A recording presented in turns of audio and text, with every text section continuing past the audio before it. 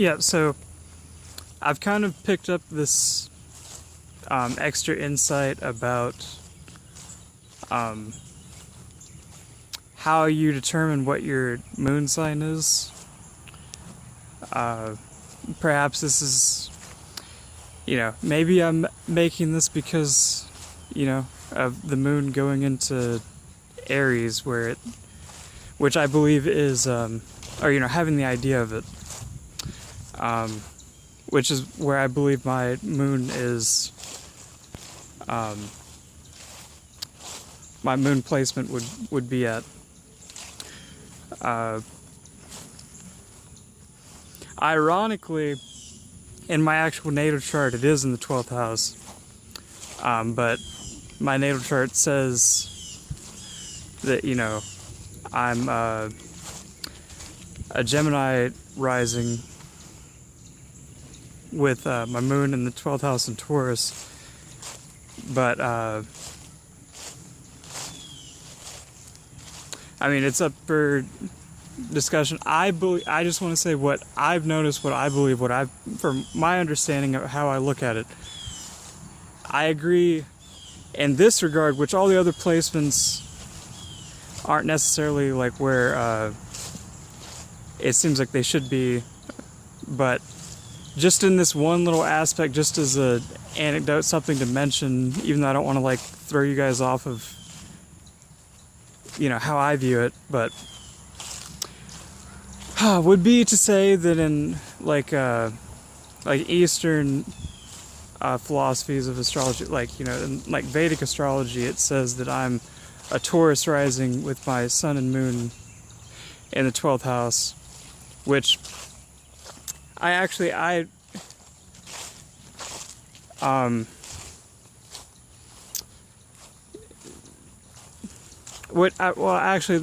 seems to fit with me a lot more.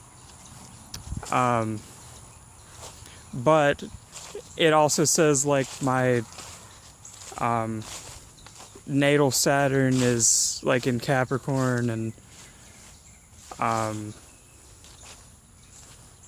just the rest of the placements I don't think are accurate personally for me. But anyway, to tell what your moon sign is, basically it is. Oh, and I feel like this comes into play too when you're like, using me as an example for being able to tell. I also believe I have my Chiron and Leo in the 4th house. So, which again, ironically, in Western astrology, it also says that my Chiron's in Leo, but in the 3rd house. But I don't know. There's some coincidence, but it's up to you. But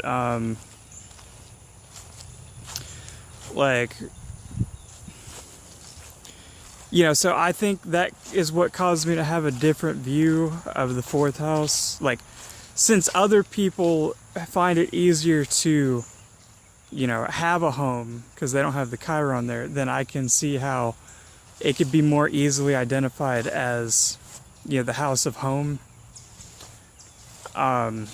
But for me, because of my experience with not being able to have a home and still having a 4th house, it seems like it's more just like, to me, it seems like it's how you end up getting taken care of. Because how I end up actually feel better is, when I'm getting, recognition for what I'm doing and, attention, because I have Leo there. So it seems like, it's just my perception of it from having Chiron. It wouldn't make sense to say that it's the house of home because I'm never comfortable in a home. You know what I mean? So like,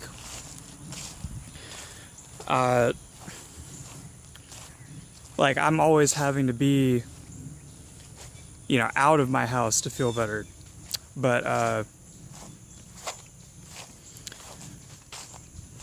yeah, so anyway, how you tell what your moon sign is.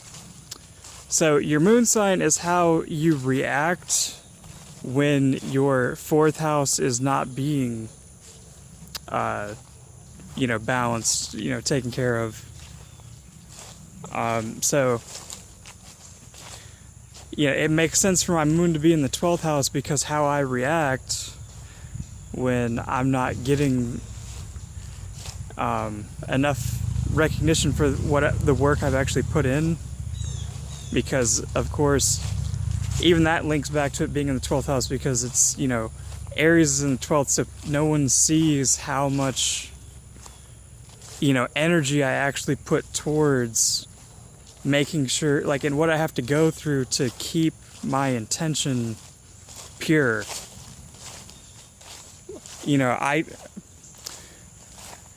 Since I'm the one with the Aries in the 12th house, I can't, it's just not in me to, I just won't have the energy to do anything if it goes against what, my intent is. So, how I end up feeling better is by, just going to go do something alone away from everyone. Is how I end up getting, feeling better, which can be kind of like I guess in that sense I can see why they'd say the 12th house is scary, but really, not really. I mean, it's kind of weird when you're in a really dire, situation, and you're the only one that can do anything about it. But, not even hospitals, they might, give you something to, patch you up for the moment if you mess up too bad. But,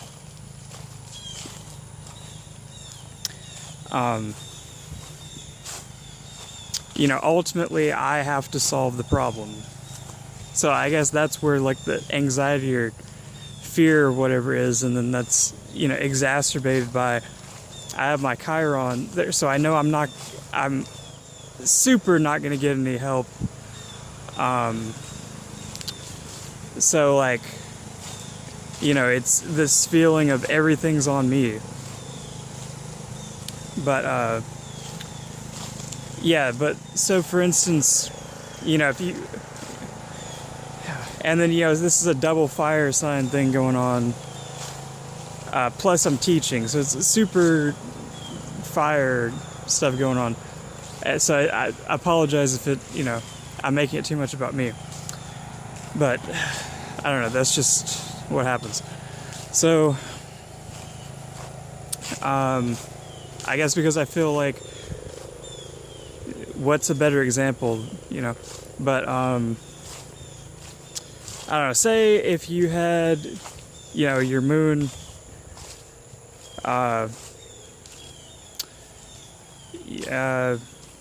in the 10th house, then, you'd be made to feel better when you, were in a position of status. You'd always be freaking out about, or when you got freaked out, you'd always be, constantly going over being drawn, being emotionally pulled towards, what other people in authority are thinking or doing, or their actions. And then once you felt like the actions you were taking were worthy of that position, then you'd feel better. Or,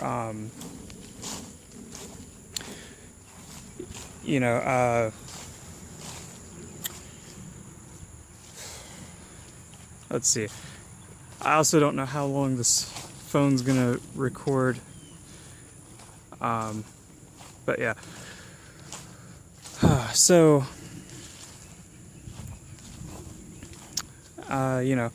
if you had your moon in the 3rd house, I feel like I could speak on this a bit because I have Cancer there. So, and the moon in the 10th house, the experience I have with that is that's what, it seems my mom and my sister both have. But yeah, so the moon in the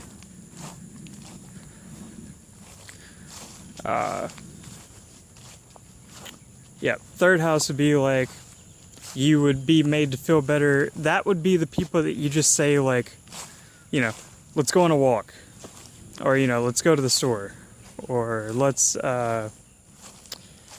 you know, let's go, you know, take a, you know, a short trip, you know, off the, you know, on a whim, kind of, you know, just, let's just go do this so that, you know, we can get our mind off of it. And I think the reason you could say that, even though that could apply to other things, would be because of the connection to Gemini.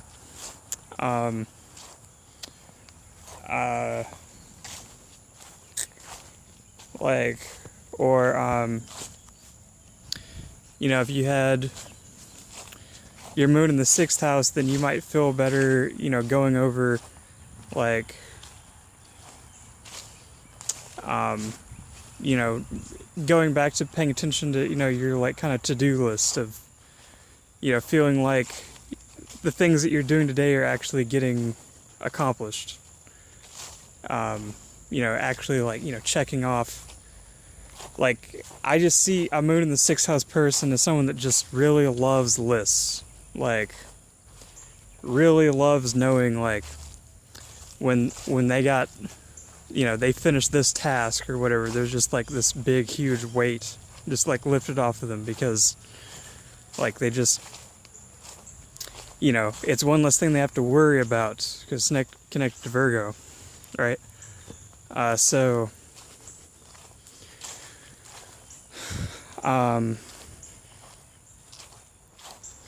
you know, I mean, in case it cuts out, just basically, you know, whatever the basic interpretation of, you know, the house is supposed to represent. You know, just kind of picture,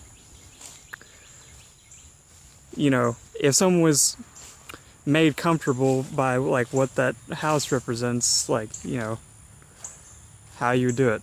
So,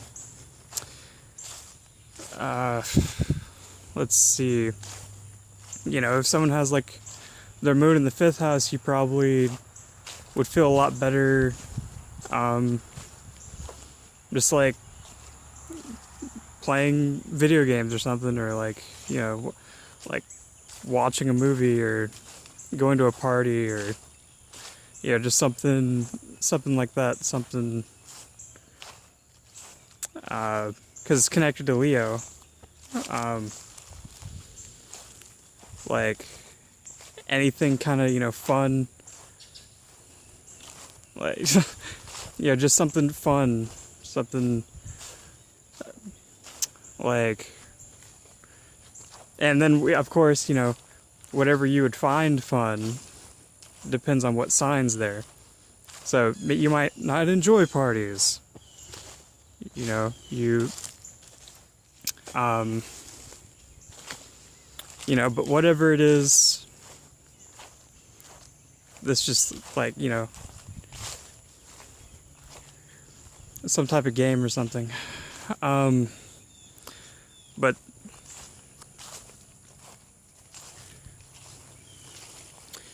yeah, see what, for instance, wanted